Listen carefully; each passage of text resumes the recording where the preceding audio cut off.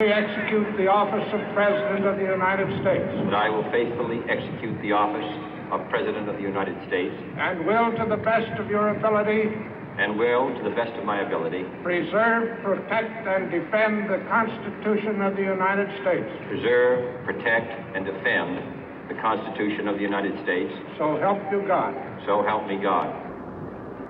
Mr. Chief Justice, President Eisenhower, Vice President Nixon, President Truman, Reverend clergy, fellow citizens.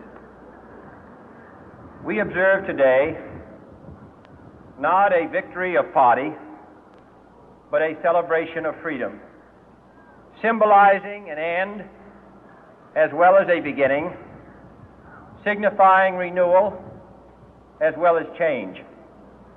For I have sworn before you and Almighty God the same solemn oath our forebears prescribed nearly a century and 3/4 ago. The world is very different now, for man holds in his mortal hands the power to abolish all forms of human poverty and all forms of human life.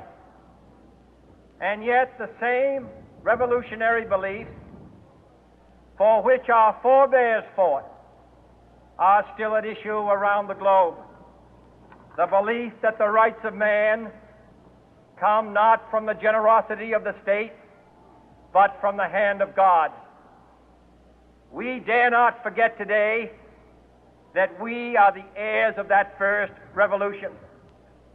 Let the word go forth from this time and place to friend and foe alike that the torch has been passed to a new generation of Americans born in this century, tempered by war, disciplined by a hard and bitter peace, proud of our ancient heritage, and unwilling to witness or permit the slow undoing of those human rights to which this nation has always been committed and to which we are committed today at home and around the world.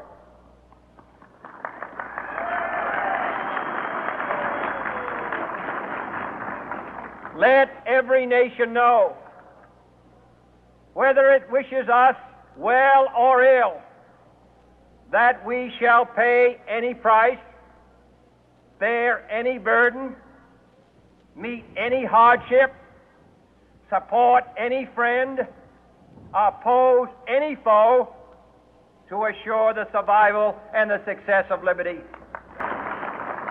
This much we pledge and more. To those old allies whose cultural and spiritual origins we share, we pledge the loyalty of faithful friends.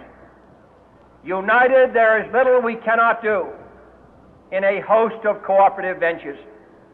Divided, there is little we can do, for we dare not meet a powerful challenge at odds and split asunder.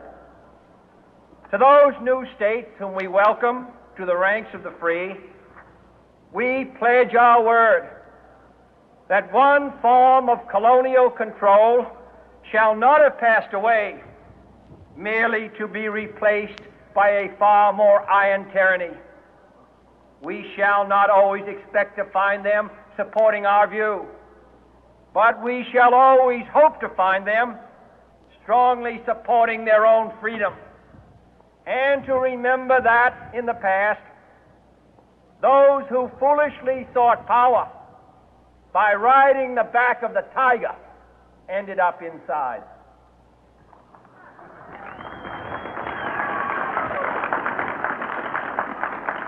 To those people in the huts and villages of half the globe struggling to break the bonds of mass misery, we pledge our best efforts to help them help themselves for whatever period is required, not because the communists may be doing it, not because we seek their votes, but because it is right.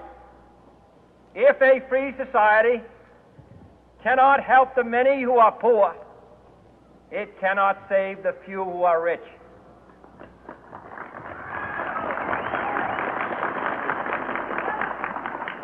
To our sister republics south of our border, we offer a special pledge to convert our good words into good deeds, in a new alliance for progress, to assist free men and free governments in casting off the chains of poverty.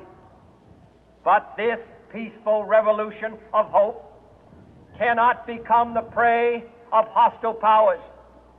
Let all our neighbors know that we shall join with them to oppose aggression or subversion anywhere in the Americas. And let every other power know that this hemisphere intends to remain the master of its own house.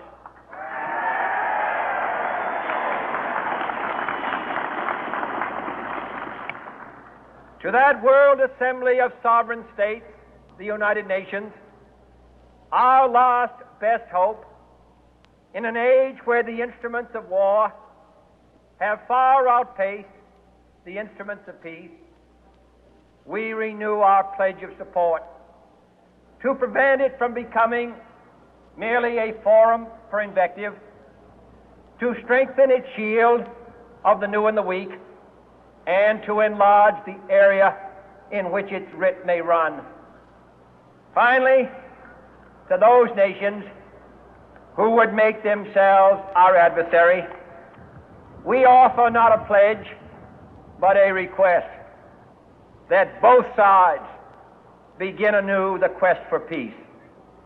Before the dark powers of destruction, unleashed by science, engulf all humanity in planned or accidental self-destruction, we dare not tempt them with weakness, for only when our arms are sufficient beyond doubt can we be certain beyond doubt that they will never be employed.